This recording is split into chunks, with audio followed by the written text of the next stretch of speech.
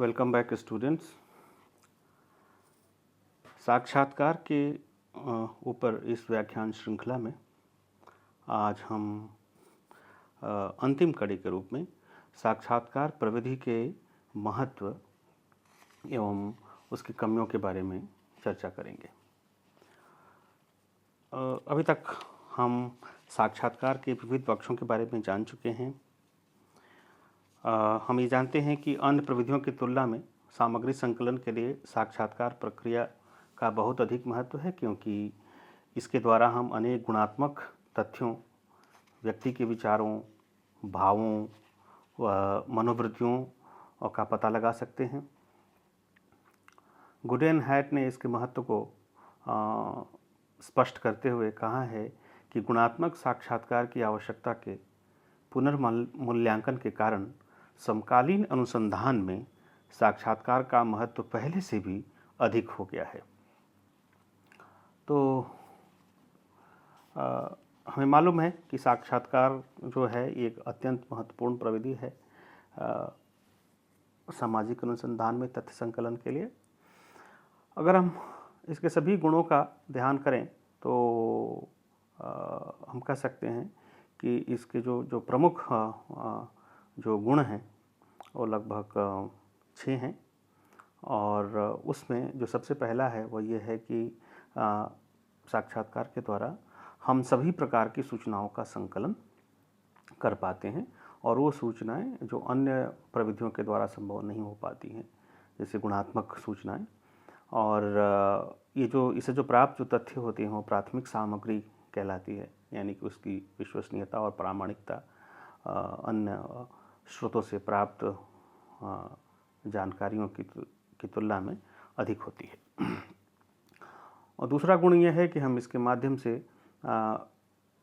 Past की यानी भूतकालीन घटनाओं का भी अध्ययन कर सकते हैं, क्योंकि साक्षात्कार द्वारा भूतकालीन घटनाओं से संबंधित मानव जीवन के अनेक प्रकार की जो विगत स्थितियां हैं और जिनकी पुनरावृत्ति संभव नहीं है, उनके बारे में हम लोगों से बात करके उनके अनुभवों को, उनके मेमोरीज़ को समझ करके हम उन घटनाओं का पता कर सकते हैं। देन जो तीसरा जो गुण है वो ये है कि एक इंटर स्टिमुलेटिव स्टडी है, परस्पर प्रेरणात्मक अध्ययन के रूप में काम करता है, क्योंकि जब दो लोग आमने सामने बैठ करके विचारों का आदान प्रदान करते हैं, एक दूसरे को अपने विचारों से अवगत कराते हैं, तो दोनों ही एक तरीके से एक दूसरे के ऊपर भावनात्मक एवं बौद्धिक प्रभाव डालते हैं, एक दूसरे को उत्साहित करते हैं और एक दूसरे को प्रेरित करते हैं अच्छा प्रश्न पूछने के लिए और अच्छा उत्तर देने के लिए। तीसरा, हम इसके माध्यम से मनोवैज्ञानिक अध्ययन भी कर सकते हैं। ये चौथा गुण है साक्षात्कार प्रविधि का, कि इससे बहुत सी बातें जैसे व्यक्ति की धारणाएं, विचार, भाव इत्यादि का अध्ययन और से संबंधित जानकारी हम एकत्रित कर सकते हैं। पांचवा गुण यह है कि हम इससे अमूर्त एवं अदृश्य घटनाओं का अध्ययन भी कर सकते हैं, है ना। कुछ ऐसे विचार, भाव और अमूर्त घटनाएं होती हैं जिनका प्रभाव व्यक्ति पर पड़ता है और जिन्हें केवल वह व्यक्ति ही जानता है। तो साक्षात्कार के माध्यम से हम उन सभी अमूर्त घटनाओं के बारे में जानकारी प्राप्त कर सकते हैं। और छठी विशेषता ये है कि जो गुण है इस विधि की, वो ये है कि इसे जो प्राप्त जो सूचनाएं हैं उनका सत्यापन किया जा सकता है। मतलब साक्षात्कार प्रवृत्ति में जो सूचनाएं हम एकत्रित करते हैं उसमें पक्षपात की संभावना कम हो जाती है, और घटनाओं का जिनके बारे में हम पता करते हैं उनका स्पष्टीकरण होता है, और कई बार कही गई बात की सत्यता को हम वहीं पे उसको प्रमाणित और सत्यापित कर सकते हैं। तो ये कुछ महत्वपूर्ण जो गुण हैं, है ना, जैसे सभी प्रकार की सूचनाओं का संकलन, भूतकालीन घटनाओं का अध्ययन, परस्पर रूप से प्रेरित करना एक दूसरे को, मनोवैज्ञानिक पक्षों से संबंधित जो तथ्य हैं उनको एकत्रित करना, अमूर्त एवं अदृश्य घटनाओं के बारे में जानकारी एकत्रित करना, और जो प्राप्त जानकारी है उनको देन एंड देयर वहीं पे उनका सत्यापन करना। तो ये कुछ महत्वपूर्ण पक्ष हैं, गुण हैं साक्षात्कार प्रविधि के। अब हम इसकी कुछ सीमाओं के बारे में, जो कमियां हैं उसके बारे में चर्चा करते हैं। सबसे पहली कमी यह है कि इस विधि के अंतर्गत जो प्रश्नकर्ता को या अनुसंधान को पूर्ण रूप से सूचनादाता के ऊपर निर्भर करना पड़ता है। सूचनादाता जितना बताता है, जैसे बताता है, आपके पास और कोई दूसरा चारा नहीं है, आपको उन्हीं से काम चलाना होता है। तो आप कंप्लीटली निर्भर हैं सूचनादाता के ऊपर। हाँ, ये ज़रूर है कि जो उत्तरदाता है उसको प्रश्नकर्ता अपनी कुशलता के साथ, ज्ञान के साथ, अपने व्यक्तित्व के प्रभाव के साथ उसको कितना प्रभावित कर पाता है और प्रेरित कर पाता है, ताकि उनसे अधिक से अधिक और बेहतर से बेहतर सूचनाएं अपने अध्ययन से संबंधित प्राप्त कर सके।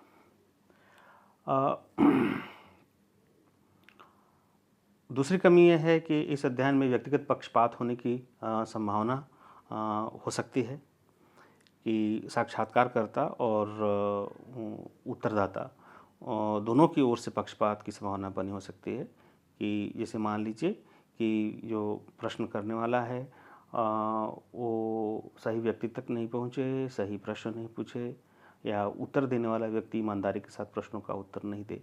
दोनों ही स्थितियों में अध्ययन में पक्षपात हो सकता है। एक जो तीसरी कमी यह है कि इसमें मेमोरी के ऊपर डिपेंडेंसी बहुत बढ़ जाती है। स्मरण शक्ति के ऊपर की जो निर्भरता है ये एक महत्वपूर्ण पक्ष है, जो कमी है, क्योंकि साक्षात्कारकर्ता को पूर्ण रूप से बात कर लेने के बाद, और क्योंकि वो संकेतों में लिखता है बात करते समय प्राप्त उत्तरों को, या संक्षेप में लिखता है, तो उनको पूरा का पूरा हूबहू उनको पुनः आलेखित करना और इस प्रकार से आलेखित करना कि कोई तथ्य, जो महत्वपूर्ण तथ्य हैं, वो नहीं छूट जाएं। और तो इस प्रकार से स्मृति के ऊपर निर्भरता इस अध्ययन की एक कमी है। और हाँ, इसको बहुत हद तक कम किया जा सकता है यदि आप यंत्रों का प्रयोग करें, रिकॉर्डर्स, वीडियोग्राफी इत्यादि का प्रयोग करें, और इसकी इजाज़त जो है उत्तरदाता आपको दे इसको रिकॉर्ड करने की। और ये भी देखना होता है कि जैसे ही आप बाहरी यंत्रों का, रिकॉर्डर्स का इस्तेमाल करते हैं, तो उत्तरदाता बहुत सेंसिटिव हो जाता है और बहुत सोच समझ करके, कॉशियस होकर के जवाब देता है।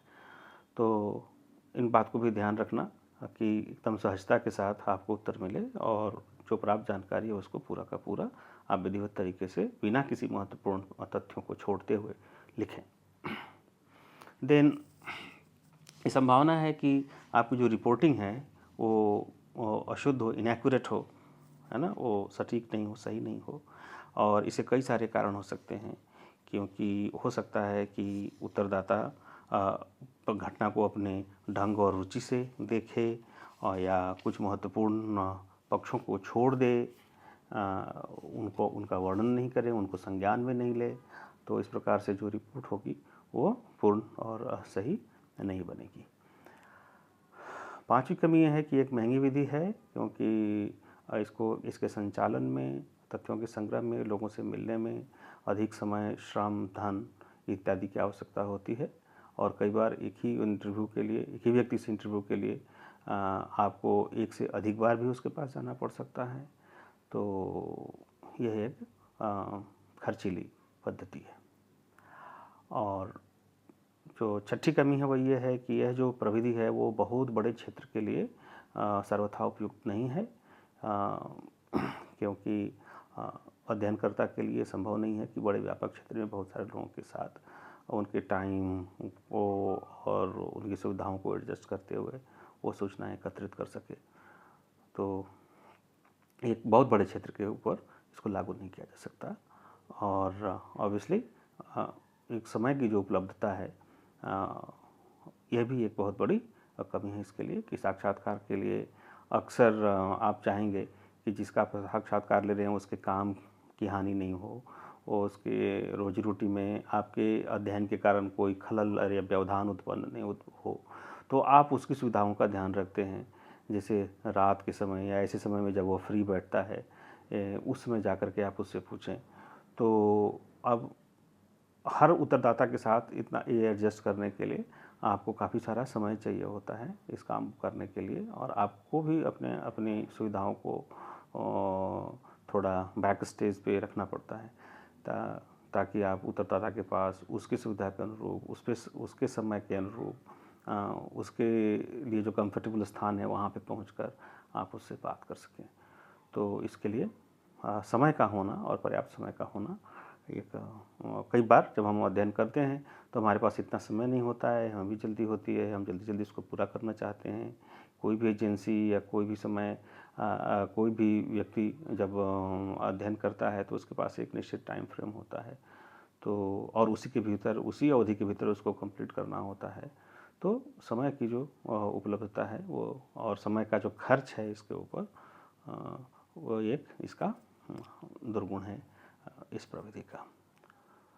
तो चलिए हम इसको यहीं पे समाप्त करते हैं। हमने एक समझा कि साक्षात्कार की जो विधि है तथ्य संग्रह की, वो एक प्राथमिक तथ्य संग्रह की एक बहुत महत्वपूर्ण विधि है, और इसकी उपयोगिता सामाजिक अध्ययनों में बहुत अधिक है। इसके कई सारे प्रकार हैं और कई तरीके से आयोजित होते हैं, और इसको करने के लिए उत्तरदाता अनुसंधानकर्ता के भीतर कई सारी कुशलताओं को अपने भीतर लाना पड़ता है ताकि वह सही सही तरीके से अनुसंधान कर सके। और अगर हम अनुसंधान करते समय इसके गुणों और दोषों को ध्यान में रखें और प्रयास करें कि अधिक से अधिक उन कमियों को दूर किया जा सके और सही, सटीक और तथ्यपूर्ण, वास्तविक, निष्पक्ष, वस्तुनिष्ठ तथ्य एकत्रित किए जाएं, तो यह सामाजिक अध्ययन के लिए अत्यंत ही उपयोगी प्रविधि है। तो चलिए, आप सबका बहुत बहुत धन्यवाद। आपने इतने धैर्य के साथ इस वीडियो को सुना। आई एम श्योर कि निश्चित रूप से आपको इससे कुछ महत्वपूर्ण जानकारी प्राप्त होगी और इसका उपयोग आप अपने अध्ययन को और आगे बढ़ाने में करेंगे। आप सबका बहुत बहुत आभार।